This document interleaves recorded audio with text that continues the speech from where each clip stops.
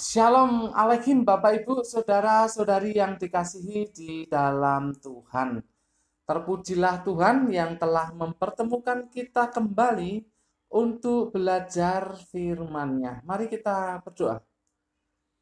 Bapa, dalam nama Tuhan Yesus, terima kasih untuk waktu ini. Kami akan belajar firman-Mu. Kiranya Roh Kudus menolong kami sehingga kami sanggup memahami kebenaran firman-Mu ya Bapak. Dalam nama Tuhan Yesus. Amin. Bapak Ibu, saudara-saudari yang dikasihi dalam Tuhan, hari ini Jumat 4 Juni 2021 kita akan belajar beberapa ayat firman Tuhan, yaitu di dalam Kejadian pasal 41 ayat 35 dan 36, Lukas 20 ayat 25, Amsal 21 ayat 17, dan 2 Korintus 8 ayat 14. Judulnya adalah Congklak dan Manajemen Harta. Congklak dan Manajemen Harta. Bapak Ibu saudara-saudari yang dikasihi dalam Tuhan, apa itu congklak?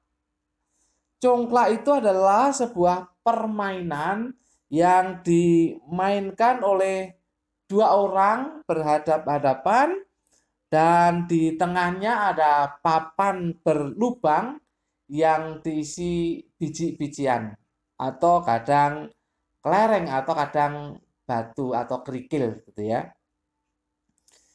Nah, dua lubang yang ada di samping kanan dan samping kiri dari kotak kayu itu ya lebih besar biasanya. Itu biasa disebut dengan lumbungnya. Lumbung untuk mengumpulkan hasil dari biji-bijian yang peserta dapatkan. Yang berhasil mengumpulkan biji paling banyak di lumbung itu adalah pemenangnya. Ternyata congklak itu ada filosofinya. Jadi filosofi yang pertama kita bisa lihat bahwa kita jangan langsung menghabiskan harta atau uang kita. Ya. Uang harta kita jangan langsung dihabiskan. Itu ada lumbungnya. Itu artinya menabung. Ya, saat mengisi lubang-lubang di dalam kotak itu kan ada lubang dari pihak lawan. Ternyata ini maksudnya adalah, filosofinya adalah berbagi, saling berbagi. Tetapi menariknya, satu orang ini ya itu tidak boleh mengisi lumbung milik lawannya. Lawannya juga demikian, tidak boleh mengisi lumbung lawannya juga gitu. Jadi tidak boleh itu, ya, tidak boleh. Jadi masing-masing tidak boleh mengisi lumbung dari lawannya. Artinya apa? Ketika berbagi di lubang-lubang itu berarti berbaginya dengan bijak. Berbaginya dengan bijak. Tidak boleh mengisi lumbungnya. Artinya tidak boleh membuat lawan itu keenakan. Tidak boleh membuat orang lain itu keenakan. Jadi berbaginya, memberinya itu harus dengan bijak. Nah, kita akan lihat 4 hal berkaitan dengan congklak ini. Beberapa yang sudah disebut di atas itu dari Alkitab. Yaitu mengenai manajemen harta. Yang saya maksud di sini terutama fokusnya kepada uang nih. Manajemen harta. Terutama dengan pemakaian uang. Nah, tentunya yang dimaksud di sini adalah uang yang sudah diambil untuk bagian-bagian persembahan-persembahan untuk pelayanan Tuhan ya, untuk gereja, untuk pekerjaan Tuhan. Itu sudah diambil duluan, disisihkan duluan. Nah, manajemen yang dimaksud di sini adalah mengelola sisa uang yang ada seperti apa? Bagaimana? Nah, ini dengan filosofi congklak tadi. Dengan filosofi congklak, kita akan melihat bagaimana memanage harta atau uang yang sudah disisihkan terlebih dahulu, yaitu untuk persembahan, untuk perpuluhan, dan seterusnya, untuk pekerjaan Tuhan. Ada 4 hal. Yang pertama adalah menabung. Menabung. Sama seperti mengisi lumbung tadi ya. Mengisi lumbung tadi. Ya, di dalam permainan congklak. Mengisi lumbung itu menabung. Perhatikan Kejadian 41 ayat 35 dan 36. Saya bacakan. Mereka harus mengumpulkan segala bahan makanan dalam tahun-tahun baik yang akan datang ini, dan di bawah kuasa tuanku Fir'aun menimbun gandum di kota-kota sebagai bahan makanan serta menyimpannya. Demikianlah segala bahan makanan itu menjadi persediaan untuk negeri ini dalam ke-7 tahun kelaparan yang akan terjadi di tanah Mesir, supaya negeri ini jangan binasa karena kelaparan itu. Bapak, Ibu, saudara-saudari yang dikasihi dalam Tuhan, menabung itu bukan berarti tidak punya iman. Menabung itu bukan berarti tidak punya iman. Kalau di sini dikisahkan mengenai Yusuf yang menjadi penguasa di Mesir pada saat itu. Dengan hikmat Tuhan, dengan penglihatan dia melihat akan ada 7 tahun kelaparan. Oleh sebab itu selama 7 tahun kelimpahan itu harus ditabung. Harus dimasukkan lumbung-lumbung. Harus dimasukkan di tempat-tempat persediaan hasil gandum terutama, dan juga tentu ada jelai, itu harus ditabung. Itu bukan berarti tidak punya iman. Bukan berarti Yusuf tidak punya iman kepada Tuhan, tapi dengan hikmat Tuhan dia tahu apa yang akan terjadi nanti, sehingga harus menabung. Harus menyimpan di dalam lumbung. Bapak, Ibu, saudara-saudari yang dikasihi dalam Tuhan. Jadi sekali lagi, menyimpan di dalam lumbung, mengisi lumbung, yaitu menabung, itu bukan berarti tidak punya iman. Justru ini tindakan bijak, tindakan penuh hikmat. Jadi Tuhan memberi hikmat kepada Yusuf, dan Yusuf melakukan hal itu. Dia menyimpan hasil kelimpahan itu di dalam lumbung-lumbung, di dalam tempat-tempat persediaan. Sehingga ketika terjadi kelaparan dikatakan supaya negeri ini jangan binasa karena kelaparan itu. Luar biasa. Jadi sekali lagi, menabung itu bukan berarti tidak punya iman. Menabung itu artinya ya untuk persediaan ke depannya. Itu tindakan bijak. Seorang Yusuf, pemimpin di bawah Fir'aun, itu melakukan dengan hikmat Tuhan.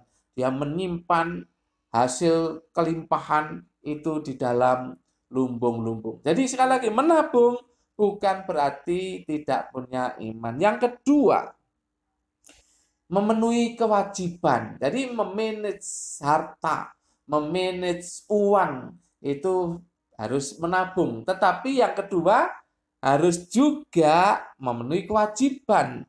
Mari kita lihat di dalam Lukas pasal yang ke-20 ayat 25. Demikian.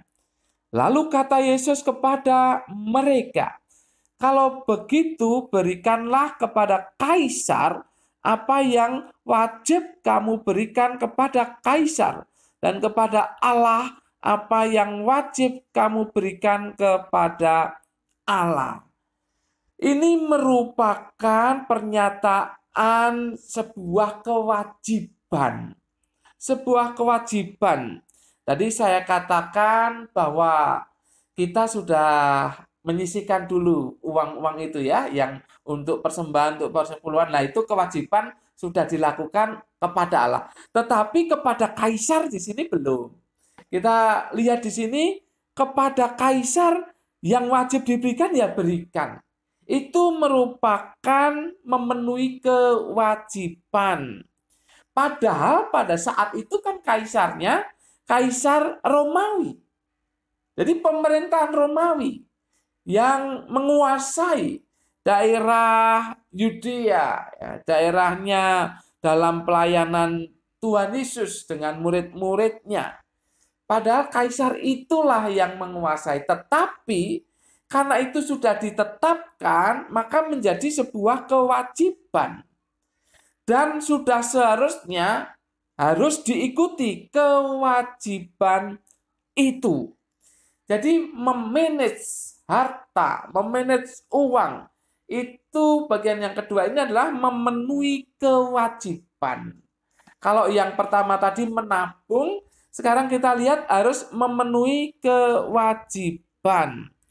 Bapak Ibu saudara-saudari yang dikasihi di dalam Tuhan. Jadi mari kita ya memanage uang itu ya dikelompok-kelompokkan. Ini kewajiban kita bulan ini untuk apa? Kalau tentang misalkan bayar air, ya biasanya kan di kota itu air itu bayar di pedesaan mungkin tidak terasa, tapi kalau di kota kan air bersih itu bayar. Ya itu kewajiban. Listrik, ya itu kewajiban. Kan kalau enggak ya tidak bisa itu, harus ya.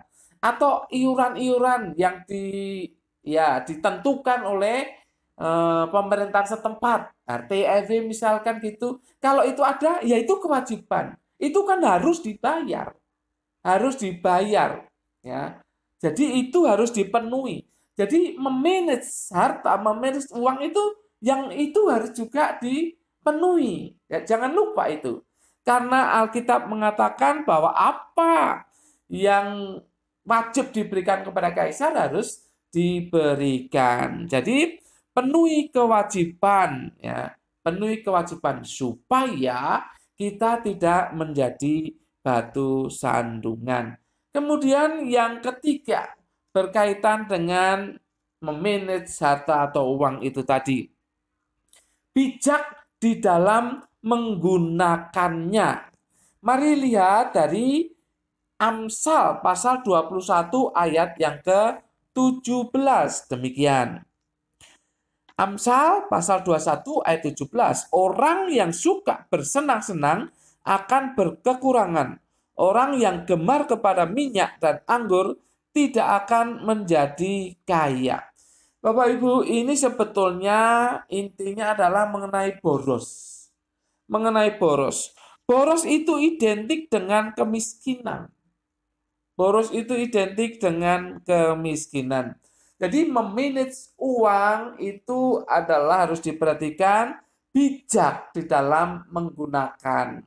Ya kalau memang ada ya kebijaksanaan untuk membeli ini, ya apa boleh buat. Tetapi itu bukan sebuah pemborosan. Bukan sebuah pemborosan. Jadi kalau kita perhatikan permainan congklak tadi, kan dibagi-bagi. Ya, dibagi-bagi bijinya itu. Ya dibagi, ada pos ini, pos ini, pos ini, pos ini, kan gitu, dibagi-bagi. Demikian juga dengan kita. Mengambil filosofi congklak, maka kita harus bijak di dalam menggunakan. Ya lebih baik dibagi-bagi. Ini untuk ini, untuk ini, untuk ini, dan seterusnya. Harus bijak. Jadi bukan pemborosan. Karena pemborosan itu identik dengan kemiskinan. Di sini disebutkan kekurangan. Jadi yang ketiga ini adalah bijak di dalam menggunakan. Kemudian yang keempat, nah ini yang kadang-kadang sulit untuk kita lakukan, membantu orang lain. Perhatikan permainan congklak. Jadi si pemain ini ngisi, lubang-lubang yang kosong kan ya, yang diisi semua ya, diisi semua itu satu satu satu satu ya. Ada yang sudah isi tetap ditambah satu, ada yang kosong ditambah begitu ya. Dan demikian diisi itu namanya berbagi. Dan itu termasuk ya lubang yang ada di pihak lawan. Itu artinya berarti berbagi kepada orang lain juga. Mari kita perhatikan 2 Korintus pasal yang ke-8 ayat yang ke-14. Demikian firman Tuhan. Maka hendaklah sekarang ini kelebihan kamu mencukupkan kekurangan mereka, agar kelebihan mereka kemudian mencukupkan kekurangan kamu, supaya ada keseimbangan. Jadi ini saling berbagi. Ya, ini konteks dari ayat itu adalah berbagi kasih, artinya berbagi uang harta kepada jemaat lain di tempat lain yang membutuhkan. Tapi intinya adalah membantu orang lain. Bapak Ibu, di situ dikatakan kalau engkau memberi ya dengan kelimpahan, kemudian orang lain juga memberi dari kelimpahannya atau saling memberi. Apakah itu memberi sama-sama memberi uang? Ya enggak ya.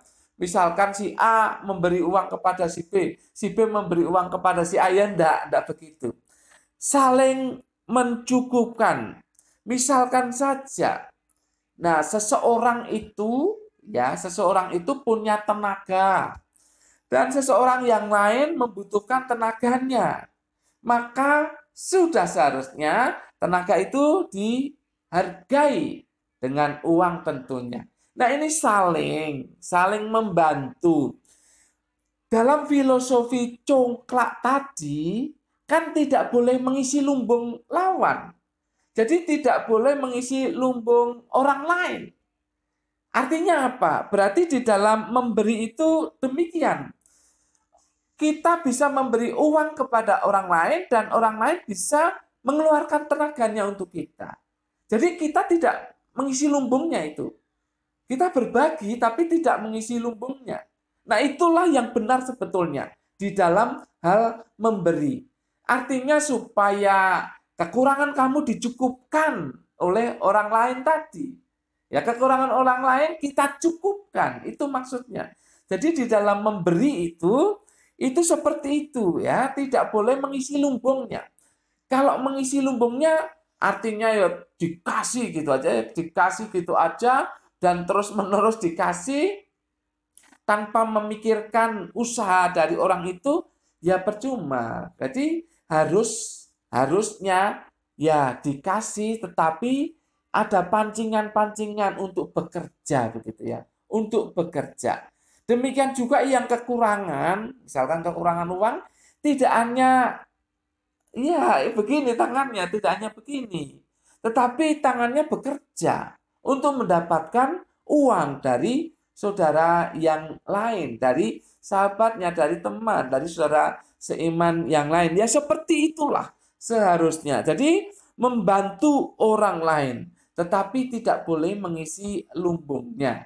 Jadi tenaga dia bisa dimanfaatkan dan kita harus hargai dengan uang. Karena dia butuh uang, kita butuh tenaga. Jadi saling mencukupkan.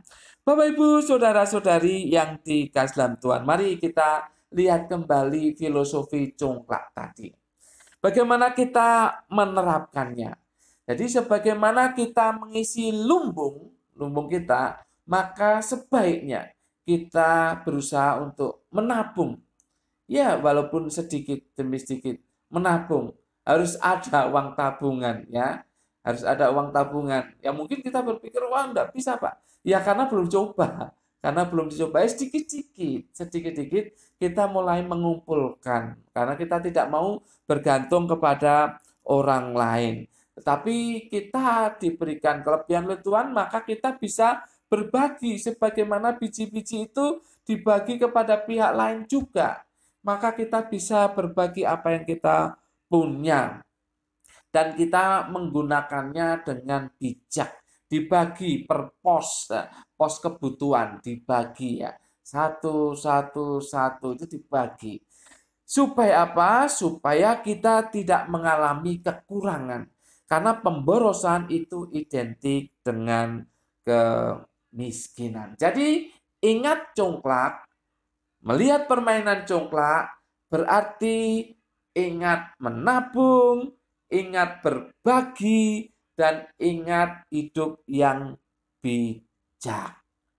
Amin. Mari kita berdoa. Bapa, dalam nama Tuhan Yesus, terima kasih untuk firman-Mu yang sudah kami pelajari.